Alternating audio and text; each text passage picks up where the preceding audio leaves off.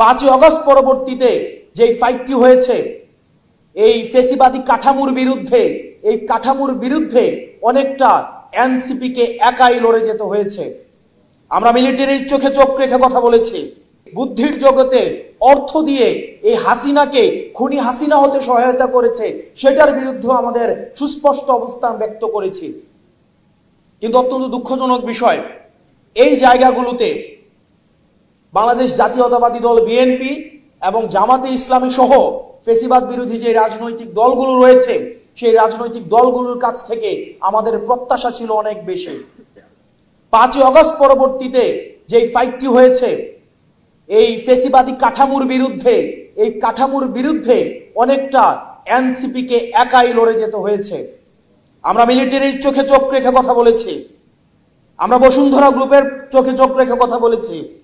এনসিপির রাজনীতি, আমাদের মিডিয়া প্রপাগান্ডা, এই যে চ্যানেল 1-এর একটা হচ্ছে এখানে একজনকে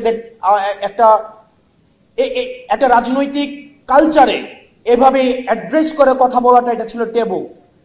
আপনি যদি দেখেন 5ই অগস্ট পূর্বের রাজনীতিতে এভাবে অ্যাড্রেস করে কথা বলাটা ছিল টেবু, কিন্তু আমরা রাজনৈতিক সংস্কৃতিতে আমরা সত্য এবং মিথ্যা প্রচলিত রয়েছে। আমাদের পৃথিবীতে কথা 3 ধরনের, সত্য কথা, মিথ্যা কথা এবং হচ্ছে রাজনৈতিক কথা। আমরা সত্য এবং মিথ্যার মাঝখানে যে গ্রে লাইন, এনসিপি সে গ্রে লাইনে অবস্থান করেনি। আমরা সত্যকে সত্য বলেছি, মিথ্যাকে মিথ্যা বলেছি। আমরা দেখেছি মিডিয়া ট্রায়ালের মধ্য দিয়ে এনসিপির নেতাকর্মীদেরকে কিভাবে চরিত্র হনন করা হয়েছে। আমাদের বৈষম্য বিরোধী ছাত্র আন্দোলনের যেসব নেতাকর্মী রয়েছে অনেকের চাঁদাবাজির যে বিষয়গুলো রয়েছে সেটির দায়ভারও আমাদেরকে নিতে হয়েছে।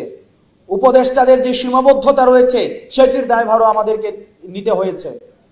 আমরা দেখেছি, আমরা 5ই অগস্টে আমরা কক্সবাজার গিয়েছি, সেখানে মিডিয়া ফ্রেমিং করে উপাত্ত তথ্য উপাত্ত সহ একদম লাইভে প্রচার করা হয়েছে আমরা হাসের সাথে মিটিং করে ফেলেছি, লাউঞ্জে দেখা হয়েছে, অথচ হাস হচ্ছে ওয়াশিংটনে। এই মিডিয়ার মধ্য দিয়ে এটা থেকে আমাদের শিক্ষা নিতে হবে। 5ই অগস্টের পূর্ববর্তী সময়ে বিএনপির প্রত্যেকটা কার্যক্রমকে হত্যাযোগ্য কার্যক্রম হিসেবে সম্মতি উৎপাদন করেছে মিডিয়া।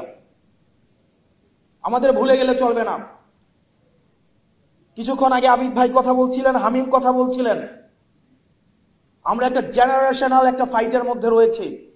তরুণ প্রজন্ম এবং পূর্ব প্রজন্মের এই জেনারেশনাল ফাইটটাকে আমাদের ডিকোড করতে হবে। আজকে আপনারা যারা মনে করছেন এই মিডিয়ার যে ধরন, আমরা মিডিয়া বিমুখ না, আমরা মিডিয়া বিরোধী না, কিন্তু আমরা বারবার যেটা বলে এসেছি মিডিয়াকে বস্তুনিষ্ঠ হতে হবে। আমরা দেখেছি যেই মিডিয়া ফেসিবাদের প্রত্যেকটা কার্যক্রমকে বৈধতা দিয়েছে, আমরা দেখেছি যেই পত্রিকা বলেছে যে বিদেশে বসে তারেক জিয়া বাংলাদেশের বিরুদ্ধে কার্যক্রম করছে, আজকে সেই পত্রিকার আমরা ফ্রন্ট পেজে দেখছি যে তারেক জিয়া বাংলাদেশকে নিয়ে মিশনারি চিন্তা করছেন। আপনি যদি এই দ্বিমুখী আচরণকে আপনি ডিকোড করতে না পারেন, তাহলে ভবিষ্যতের যে অন্ধকার, যে অদৃশ্য ছায়ার কথা আবিদ ভাই বলেছেন, সেই অদৃশ্য ছায়ার আপনাকে খুব শীঘ্রই সেই ছায়ার মধ্যে আপনাকে করাল গ্রাসে বন্দী হয়ে যেতে হবে।